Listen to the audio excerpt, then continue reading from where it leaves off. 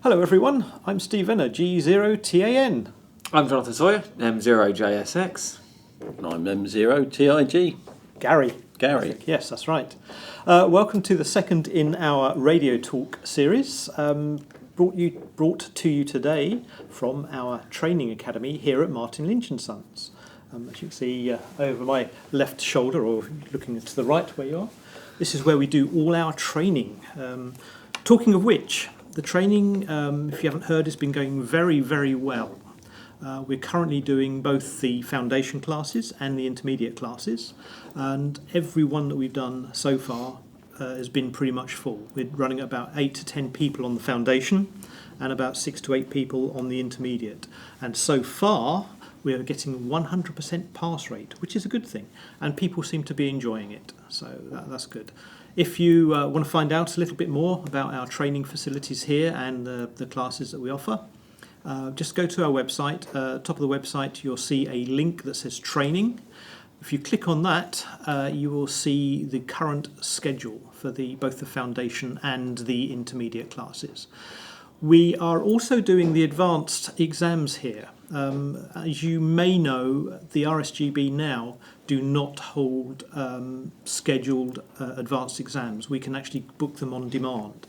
And because of the training involved with the advanced exam, it was taking about 11 to 12 weeks of tying up one trainer's weekends, and we said, no, that's not good.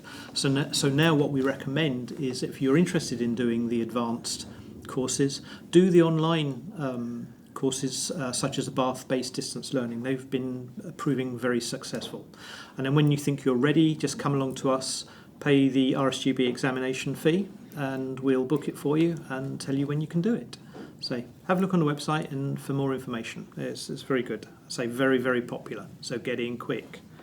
So that's about the training. From the last video, you may have seen myself and Garry talking about the IC7300. Well, you've probably heard that it's been quite popular. And if you've been trying to buy one, it's been probably quite difficult. I was quite lucky. I managed to get one of the first ones, and I've been playing with it quite a lot. I will be doing a video in the very near future of the ins and outs of the radio, how it works, how easy it is to operate. But just to let you know, I still like it. I still like it a lot. I haven't got fed up with it yet. A couple of things that I really like about it, I probably mentioned last time, is one, it's very much like a flex radio as far as the display is concerned. So you've got the lovely fast waterfall display, touch screen. It is so easy to use, and in using it, I've had some very, very good reports of TX audio qualities, and that's using the standard microphone. But that's enough about the 7300 for now. Watch this space. Very near future, I will be doing more of an in-depth overview of what you can find on the 7300.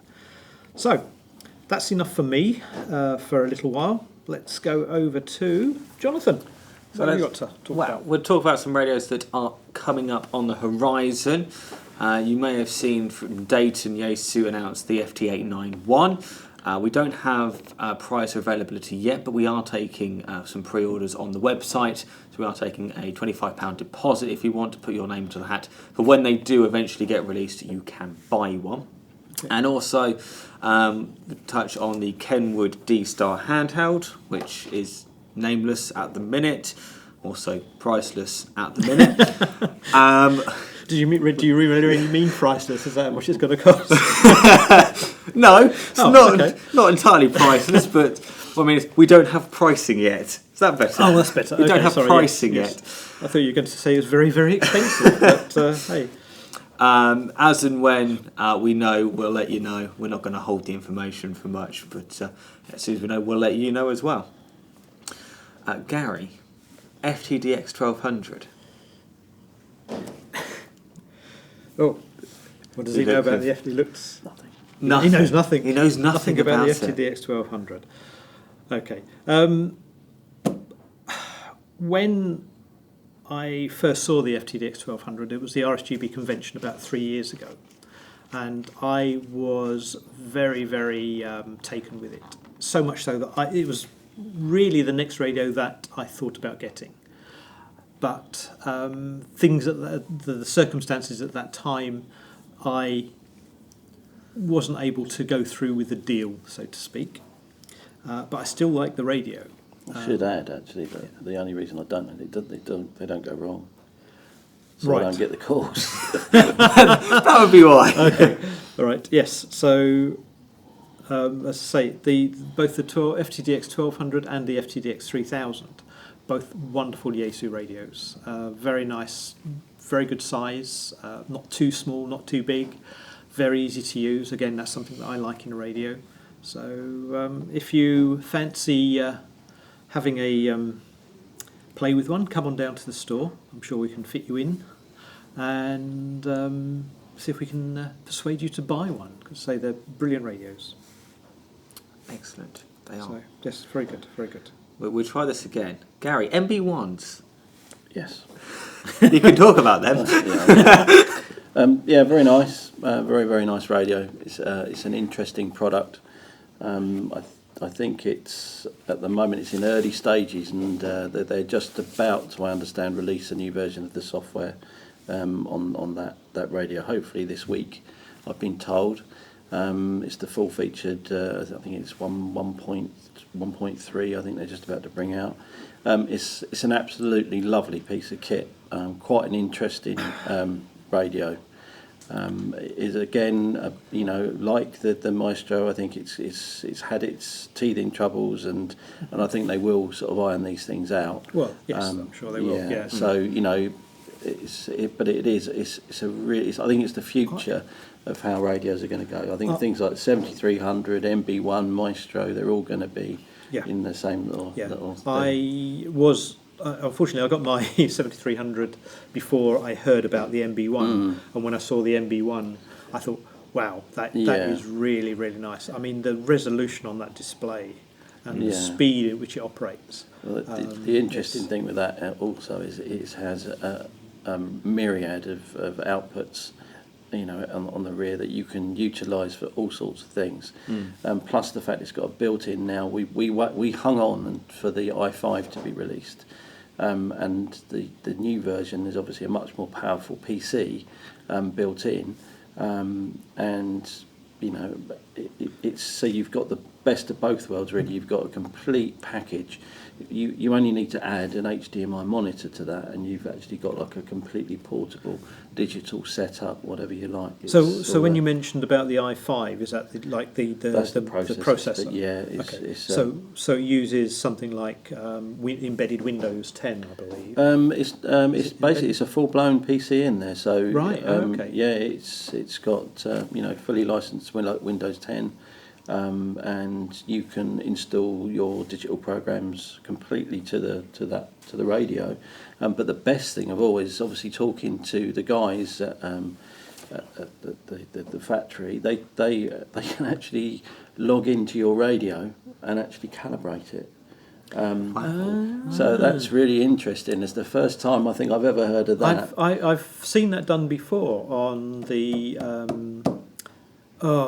big Alpha linears. I had a friend was having some problems when I was living in the States. A friend of mine there had one of the top of the range Alpha, and he couldn't get it to work. And he just calls them up, and they log in straight into his thing, calibrate it all for him. So it's been an interesting sort of thing really. They give us it's a very interesting product, and I'm quite keen to get one home and have a play with it. So I'll be chatting Martin up later and see get one out of the back. What got me with it when I first used it, and I've used SDRs before, and I always felt that the tuning knob wasn't directly connected. There was some sort of delay. Yeah. There's absolutely no delay on the MB1 at all, and it just amazed me. Yeah, no, they are very, very unique. But as I say, all these things, they're all going to have their little quirks, and I think as time goes on, I think they'll start really ironing those sort of things out. So all good. Fantastic. It'll be interesting to see how popular it becomes. I think we've had a lot of calls for it. So I think it's going to be reasonably popular. I think once they get the more stable software or that sort of thing. Yeah, so that should be this week. Okay. The later it says still in beta form at the moment. So that should be the full blown version this week. Fantastic. Okay. So you might have seen Gary's previous video about the new super antenna, the unboxing you did, Gary. Very good. Thanks. So how does that? See, I like the super antenna, and I'm going away on holiday soon. Yeah. And I was thinking of trying to squeeze my 7300 in with a luggage, and I need an antenna because I'm going out in the middle of nowhere, basically, some little farm cottage. I was wondering about sort of trying one of these. Now, I was quite a big fan of the original Super Stick. How does this compare? I mean, what's the difference? Well, I've actually got one of the originals, to be honest, and it is quite a nice little antenna. Again, it's like anything; it's a bit of a compromise where these sort of things are concerned. But yeah, they're very, very good. I mean, I know people that have worked all over the place with them. Their CW or something like that. I'm sure they're absolutely perfect. Very, very nice. And there's a lot of stuff in that kit as well. Yeah. I mean, I wouldn't want to make it. I mean, I come from an engineering background, and I wouldn't want to make that stuff for that money. No. And it's incredibly good value for money, isn't it? It's good value, yeah. Okay. So, got a couple of other things, I think. A couple of other things. DMR handhelds. Yeah, we're still moving with that. With Jonathan and I have been very, very busy. I've had my head stuck at a computer screen for a long time. Good lad, it makes a change for me not to be the only one, the only DMR user. No, we've listened to a lot of people. Customers were sort of saying that they wanted code plugs and bits and pieces. Jonathan understands how the system works more than anyone, I think. And what we've done is Jonathan's actually programmed a nice big code plug, especially for the high Tiras, and I've been busy basically modifying that code plug and actually getting it on all of our existing radios, updating them to the newest firmware bits and pieces. So we've now all of our high Tira DMR stuff comes out with a code plug. It's slightly more difficult with the MB380 because we're doing it again, but obviously you've got to give Jonathan a bit of a break, really, because he'll be the one doing the code plug. Time. Yeah, so we've got 3 other radios. There are 3 awkward radios to do now, and that is the PD 565, the 365, and then on to this Tira MD380, and that radio has been so popular. It surprised me that when I first saw them, it just surprised me how well made they are. They're very, they really are. I wouldn't say industrial, but they're very professional. Not plasticky. They're actually quite a solid unit and very well engineered. Yeah, they are incredibly well made. There is actually one in the pipeline. I think if they've not already released it, the 390. But to be honest with you, the 380 is still very popular. They're still playing with the firmwares on them that we know about, and there's at least 4 or 5 different firmwares now. Yeah. And they're talking about now they're going to be able to get them to do all sorts of things from fusion to scanning. As far as I know, that is in the pipeline. Some very clever people have set about trying to attack the firmware to get them onto Fusion and onto D-Star as well. So it's in the pipeline as to whether we're... Yeah, but obviously none of this is official, but... No. But, it's nonetheless, I think it's a good radio to have a play with, and it's cheap enough that if it gets bricked, it's not, It's not the end of the world. Not the end of the world, no. But, as I understand it, I think we're doing a very special price over the weekend at the Reading show. Oh, yeah. We should mention about that. I don't know when this will be going out, whether it's enough time. Yeah, and so I'm going to be there. I'm sure Jonathan will be coming past. I'll be there somewhere.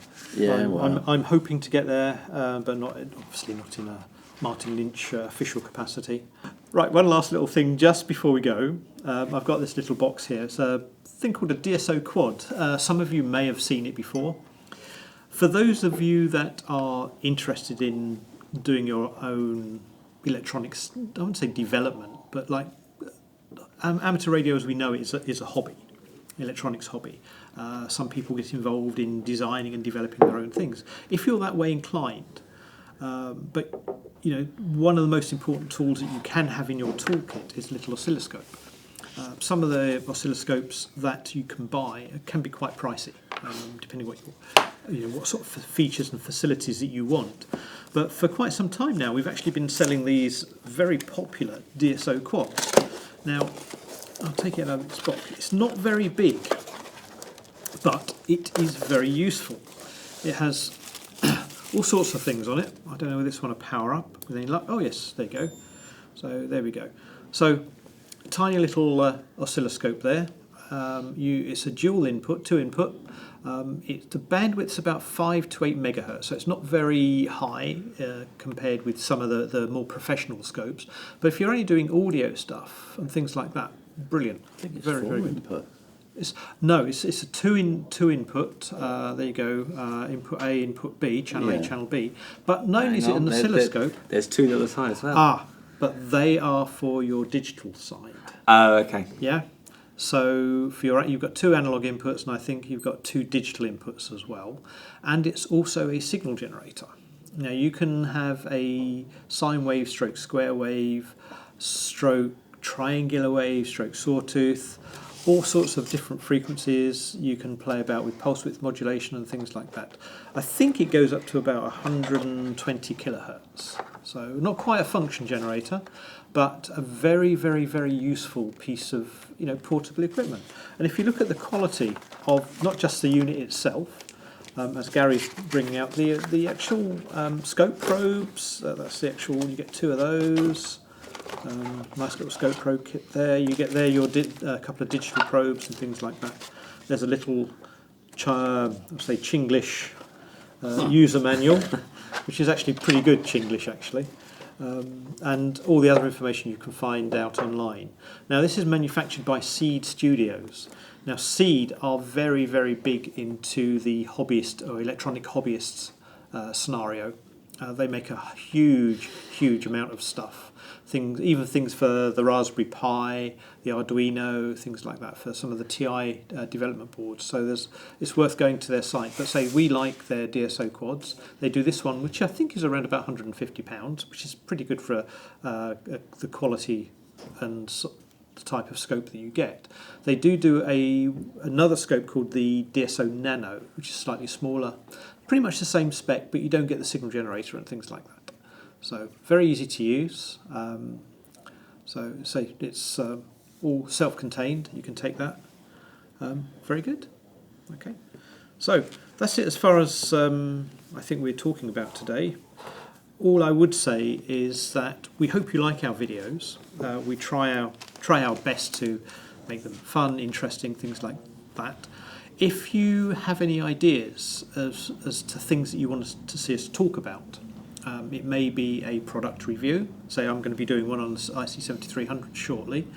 But if there's anything else that you would like us to do, how to program the 7100 for instance, or the 910, anything that you specifically want, we'll see if we can fit it in. Just send us an email, either Jonathan, Gary or myself. I'm Steve, as you know, and we'll do our best to try and arrange a video for you. And so you mentioned about things like the Raspberry Pi sort of shields and stuff. At the moment I'm experimenting with some shields myself, just stuff that maybe radio hams could use. If you have any particular interests then, or any particular shields that you would want, let us know, because we can get access to all these things. Okay. And it's really useful to know what you want. So let us know. If there's anything at all you want with the Raspberry Pi, just let us know. As I say again, either of us, really, all of us, it's not a problem. Good. Well, thank you again for watching, and until the next time, it's a good night from me, and probably good night from them too as well. Thank you. Good night. Thanks. Night.